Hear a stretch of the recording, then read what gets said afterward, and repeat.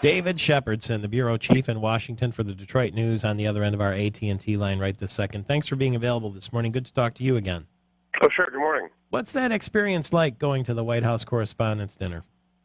You know, it is a nice dinner, and I think the highlights usually the president and the professional comedian who are up there telling jokes. And I started going back in 2006, so I've seen both President Bush and President Obama do it, and like I said, I think they both are pretty funny. You know, they have professional joke writers, and they spend months working on this speech, but both of them can deliver a joke, and I thought the president was very funny as usual on Saturday. Has the event changed a lot in the time that you've been going? It actually has. It has gotten. I mean, it started changing, I guess, really back in the 1990s when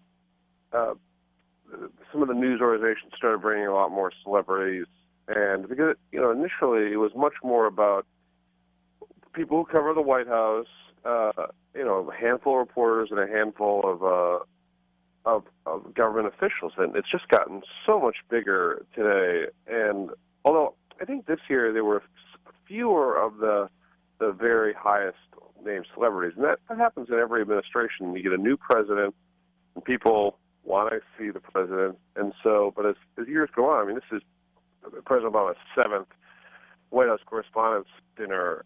By toward the end of the administration, the people have done it. They've seen the president, and they've seen him in the speech. So you don't have the George Clooney's and George Lucas and some of the biggest celebrities. Although there were people like Warren Michaels from Saturday Night Live, and a fair number of TV show stars. But so it is it's something that's gotten very, very large, and some people think too excessive.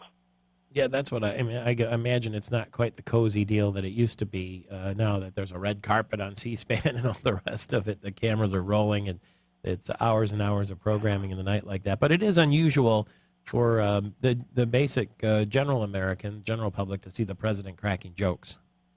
It is, and I think it's a good thing to see the president to not taking himself so seriously, and because. As he said, I mean, the press and the president have an adversarial relationship. I mean, every day we're trying to find out, more information, ask for more access, figure out what's really going on. And the administration is trying to, portray itself in the light that it wants to be seen. And so I know there's a lot of criticism of the event, but I feel like one night a year, it's a way for the press to sort of show that it respects the president, and the president to show it respects the press. But I know a lot of people think, oh, this is an example of the press is too cozy with with the administration or Congress, and I don't think that's true, because I really think it is a one night a year thing, and then sort of like one of the cartoons, like the next day they're back at it, That's right. and they're trying to get each other. So. They stop for lunch or whatever, and then they start chasing each other again. Exactly, right, yep. We have an email here Tony Cuthbert got from Senator Norm Coleman of Council. Of course, he works in Washington, D.C. now, and it says, "It was my clear impression from my conversation with Rick Snyder that he is running for president." What are you hearing around D.C.? In fact, the governor was at the White House Correspondents' Dinner, yes? And I talked to him. I mean, I was, as far as I could tell, the only reporter who chased him down at this event. And, the governor, it's very difficult. I mean, I have talked to him since January, because I was in Detroit for the auto show, and I asked him some questions, and my colleague did.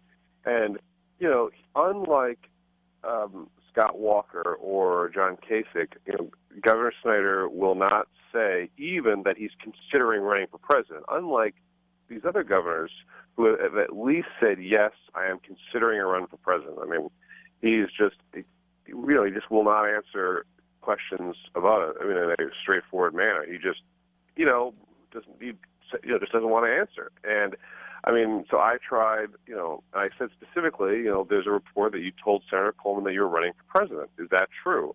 And he said, well, that's a lot of speculation. I mean, so I said, well, is it fair to say you're considering running for president? He's like, oh, it's fair to say I'm watching things very closely. It's like, so, I mean, he didn't deny what Senator Coleman said. He just called it speculation. I mean, so, the governor is a very disciplined guy. I mean, he does not go off message, and he's just decided that he's not going to answer questions about, no matter how many times he's asked, he will not say whether he's considering running for president, no matter how many reports there are, no matter whether he goes to Las Vegas and meets with, very prominent donors of the Republican Party. He just is not going to answer questions about it. So the absence of a no is an automatic maybe, right? Right, exactly. I mean, look, he's clearly keeping the door open. I mean, right. I mean, for some reason, we don't know why. I mean, if you take him at his word, it's just he wants to tell the Michigan story, and his political action committee has been formed to pay for his travel to these various events. He's going to be in California today, talking at a conference. Yeah, well, do you take him at his word, or is there a subtext? Is there an extra bit of effort in there?